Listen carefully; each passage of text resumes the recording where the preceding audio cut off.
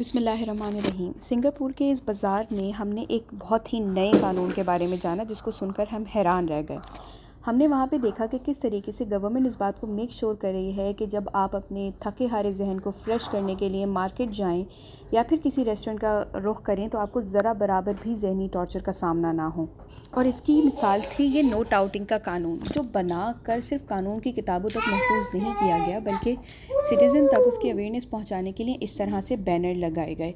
Touting का मतलब होता है किसी को भी कोई चीज़ ज़बरदस्ती बेचने की कोशिश करना। और जब हमने टाउटिंग के बारे में पढ़ा तो हमें लगा कि इस तरीके से तो बचपन से हमारे ऊपर टॉर्चर किया जा रहा है, लेकिन हमें पता ही नहीं है। देखिए, अगर आपको लैंग्वेज नहीं आती तो उन्होंने कार्टूनिक तरीके से समझाने की कोशिश की गई है। ये स्टोर है और एक ये सॉलिसिटर है यानी सेल्समैन, और किसी भी गुजरने वाले को वो ज़बरदस्ती आवाज़ें दे दे के अपनी दुकान की तरफ बुला रहा है कि आ जाओ बाजी, आ जाओ बाजी, आ जाओ बाजी, ले जाओ, लग गई सेल, हो गए दाम, आ जाओ आ जाओ आ जाओ, यहाँ पर बहुत अच्छा मिल रहा है। तो टॉटिंग की पूरी डेफिनेशन इन्होंने यहाँ पे लिखी हुई है कि जब आप बहुत ही ज़्यादा ज़ोरदार तरीके से जो है किसी को भी कोई चीज़ बेचने की कोशिश करें, गुड़िया बाजी आवाज़ें लगा लगा के अपनी शॉप की तरफ बुलाएं, तो वो टाउटिंग होती है। अच्छा, फिर यहाँ पर इन्होंने बताया है कि अगर कोई भी इंसान बहुत सलीके से आपको पम्पलेट ऑफ़र कर रहा है, आराम से, ज़बरदस्ती नहीं, और आप जो है उस पम्पलेट को देख रहे हैं, तो वो टाउटिंग नहीं होगी। अगर किसी ने बैनर लगाया हुआ है तो वो टाउटिंग के अंदर शामिल नहीं होता। टाउटिंग इलीगल है, और अगर आप किसी भी फॉर्म ऑफ टाउटिंग के अंदर शामिल होते हैं तो आपको 5000 सिंगापुरियन डॉलर का जुर्माना देना पड़ेगा।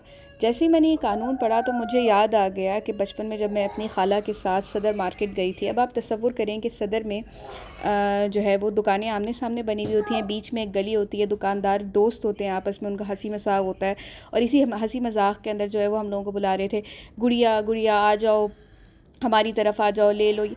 वो जो बुला रहे थे अपनी दुकान के अंदर बेचने की जो कोशिश कर रहे थे, वो इस कदर, उस वक्त तो खैर हमें पता भी नहीं था कि लफ्ज़ हरासमेंट क्या होता है, लेकिन हम दोनों, मैं और मेरी खाला दोनों, इतना ज़्यादा अनकंफर्टेबल फ़ील कर रहे थे। हालांकि मैं छोटी थी, खाला उस वक्त जो है वो बड़ी थी, लेकिन हम दोनों बहुत ज़्यादा अनकंफर्टेबल फ़ील कर रहे थे। हम पछता रहे थे कि बस किसी तरीके से, या अल्लाह, ये गली ख़त्म हो और हम यहाँ से जाएँ और इन दुकानदारों से जो है वो हम बचें।